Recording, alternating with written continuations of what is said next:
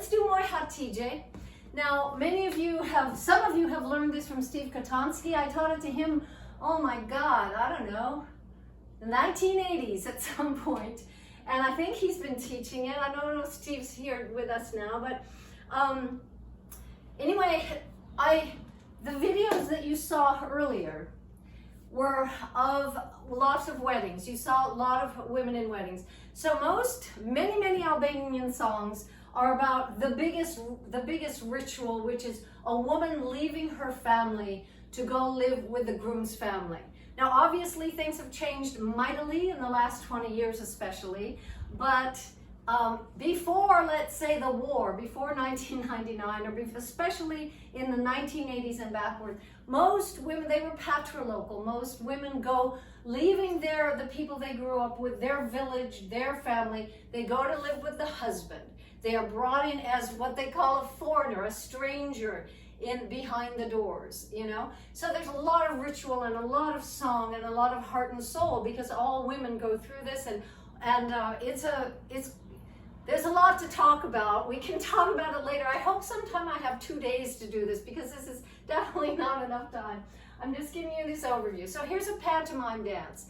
Now it's a different sound, because this is more of a gypsy Roma player who is hired, a woman who's hired to play deaf at a wedding. And you'll see this later in one of our videos, where they kind of play their own rhythm sometimes, and the Albanian women sort of do their own thing, while the really fantastic Roma deaf players are playing their deaf. So this is a bit of a different sound, and we're telling a story.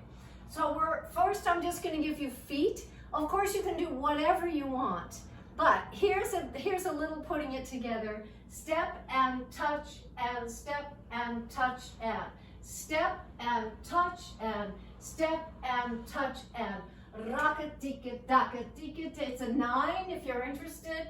1 2 1 2 1 2 1 2 3 1 2 1 2 1 2 1 2 3 rapa-ti-pa-da-pa-da-pa-da rapa-ti-da-da. So we're going to do that at the beginning. We're just going to step right hand touch and left and touch and right hand touch and left and touch. Then walk in a little circle, right hand left and right hand left. So it's easy peasy, right? We're just going right, touch, left, touch, right, touch, left, touch, then walk, walk, walk, walk, walk. Then walk back a couple of steps, right, left.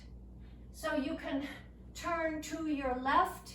You can do this down and down and down, or up, down, or just walk, whatever your hips and your legs are told to do by the music. The music is very clear and very strong. So you follow it the way you want. But here's the dance again.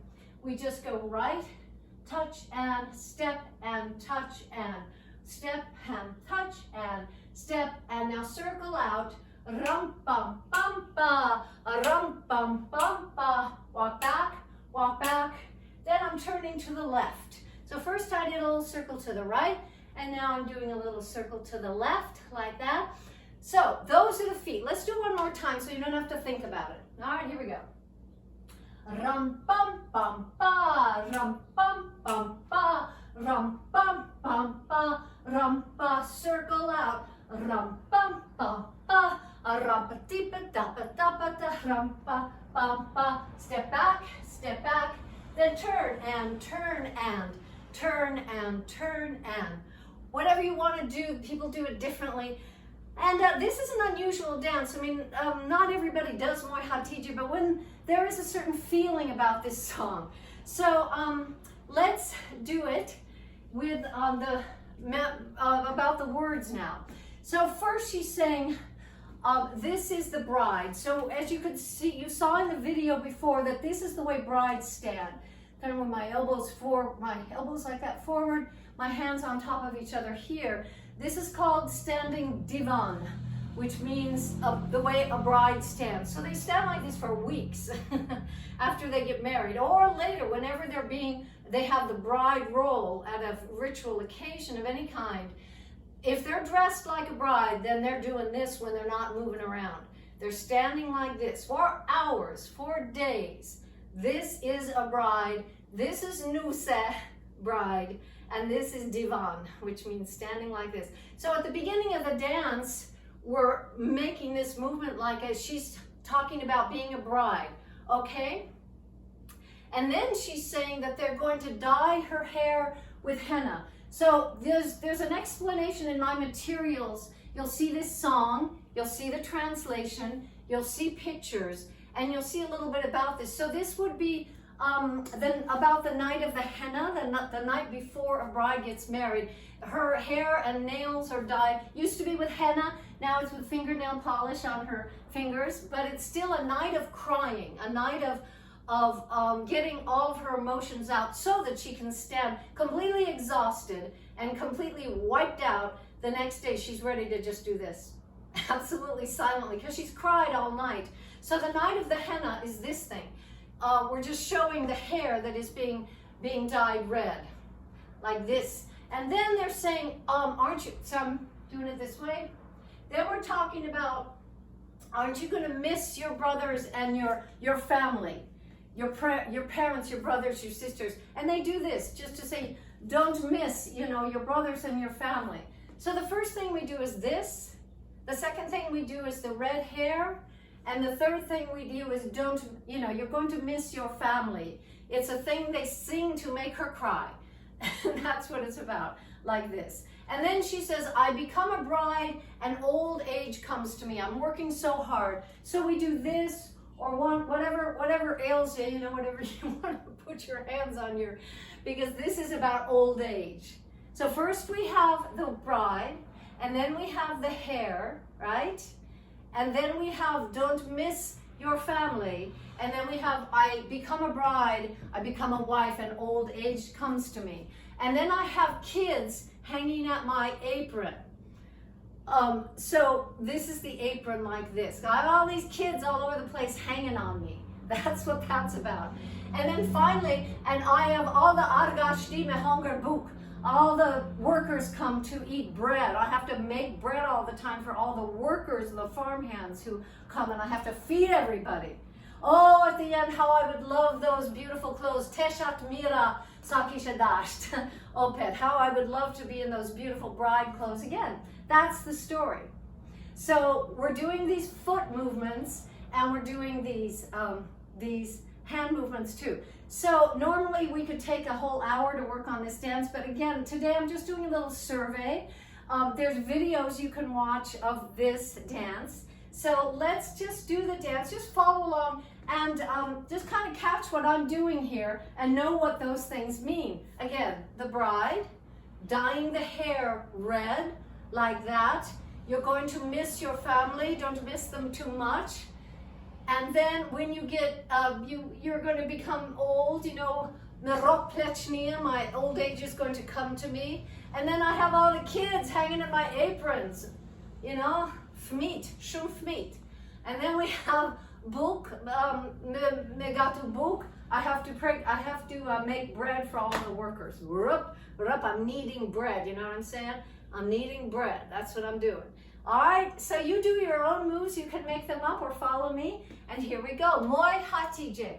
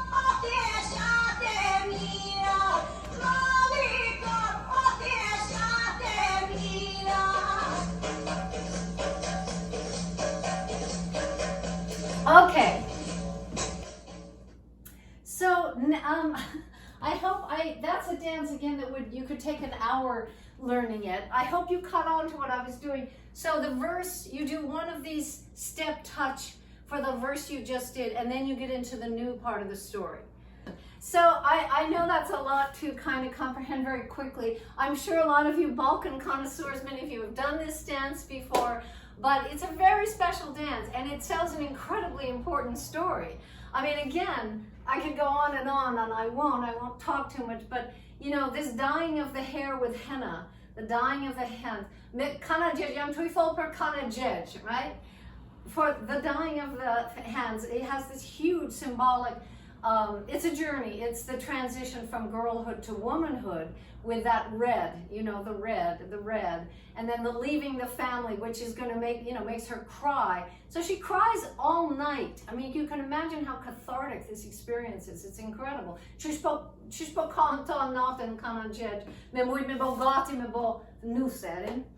Like that. So these, and you know, and all of the making of the bread that happens every day her whole life, you know, and then all the kids hanging by her apron. So there's a lot to this story. I mean, there's a lot of heart and soul in it. It's not just, you know, it's a cute little dance, kind of an odd thing because it's in a 9/8 rhythm, but you know, it's got that boom, ba, boom, ba, boom, ba, boom, ba, which is a very satisfying feeling. I think that rhythm, bum, ba, ba, ba, 1, 2, 1, 2, 1, 2, 1, 2, 3, 1, 2, 1, 2, 1, 2, 1, 2, 3. That